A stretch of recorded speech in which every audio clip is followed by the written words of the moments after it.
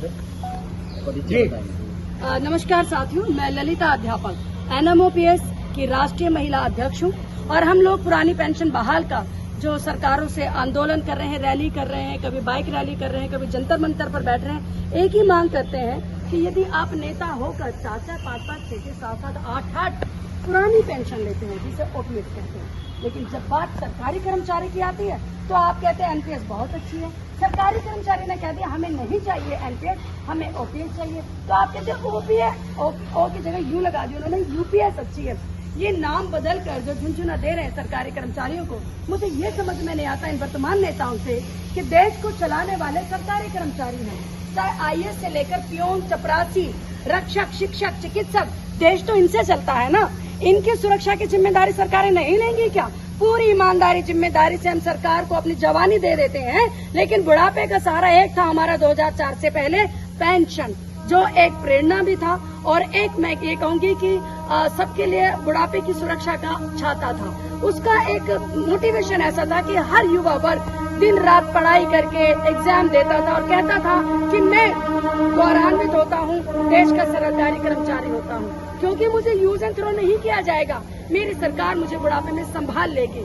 लेकिन अब जब ये परिपाटी बदली है, जब हम ये कहने लगे कि हम विश्व गुरु को प्राप्त हो गए, अरे हम तो समृद्ध हो गए, अरे हम तो विकसित होने को जा रहे हैं, तो पुरानी पेंशन हटा दी गई, सरकारी कर्मचारी को धड़ाम गिरा दिया। लेकिन जब हम विकसित और एक विकासशील देश की ओर बढ़ रहे थे, 2004 तक हमारा देश आर्थिक व्यवस्था में इतना ऊपर नहीं था, लेकिन कभी भी कुठाराघात सरकारी कर्मचारी पर नहीं हुआ और हमें पेंशन दी जा रही थी, लगातार हम लोग पेंशन ले रहे थे। और आज आप देख सकते हैं जिन्होंने 2004 से पहले रिटायर हुए हैं उनकी स्थिति किस प्रकार है।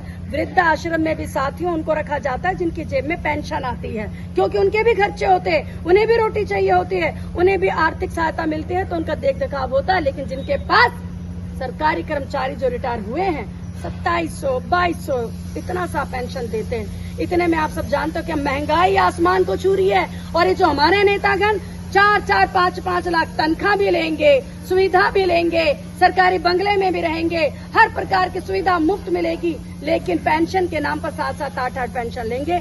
सरकारी कर्मचारी को ये मंजूर नहीं है। ललिता जी, आप ओपीएस की बात कर रही हैं। जिस समय ओपीएस चल रही थी उस समय कर्मचारी कम थे जी, लेकिन आज कर्मचारी ज्यादा है और सरकार बार बार ये कह रही है कि हम ओपीएस देंगे तो आर्थिक बोझ बड़े पैमाने पर आएगा, जो गरीब लोगों का चूल्हा जलता है वो चूल्हा नहीं जलेगा। जो देश चलाते हैं उनसे आर्थिक कमजोरी आ जाएगी, जो देश का पैसा लूट के भाग जाते हैं उनसे कोई प्रभाव नहीं पड़ेगा, जो करोड़ों करोड़ों अरबे रुपए जो हमारी गाढ़े खून पसीने की कमाई उसका प्रचार करेंगे नेता, उनसे आर्थिक झुकाव नहीं होगा। हम जो दिन रात कलम खींचते हैं, टूटे फूटे कमरों में सरकारी दफ्तरों में बैठते हैं, हमारे को हमारे बुढ़ापे की लाठी छीनने से आर्थिक व्यवस्था चरमरा आ जाएगी। आप सब तो लोग देश का चौथा स्तंभ है, आप ही बात करिए, क्या ये न्याय संगत है कि सरकारी कर्मचारी को पेंशन ना दी जाए? और ये मेरा वो देश है जो सोने की चिड़िया कहलाता है, कहाँ गया पैसा? आज बड़ी बड़ी फैक्ट्री है, अंबानी जी बैठे हैं, अंबानी जी एक सरकारी कर्मचारी को ठेका क्यों नहीं ले लेते? अडानी जी क्यों नहीं कहते सरकारी कर्मचारी को मैं गोद लेता हूँ और मैं उनको पेंशन दे देता हूँ?